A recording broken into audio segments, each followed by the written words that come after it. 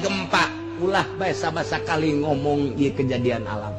Haram sia ngomong kejadian alam. Profesor tinggal profesor teu ngaji Quran nya. Tah, nu maca rada panjang ge ieu loba pembahasan kejadian alam ani manyun-manyun. Kita menang tah aya mentara aya muktade wajib tadarru. Lalu orang ngodok make usul fikih tah lamun aya kiai nyaritakeun ketika digempakeun, ketika ditegor ku Gusti Allah make tsunami, ketika ditegor make angin masih kena nyaritakeun kejadian alam nang tangan siksa kadua teh jelema. Engke mah lamun aya di TV kiai atau profesor menyaritakeun kejadian alam datang bae ka ditu ka studio seren. Talian kurate goblok sia. Ye, sia teh ngundang-undang siksa deui di talian sia ku aing. Goblok sia. Kudu kumaha tuh pasrahkeun ka Gusti Allah.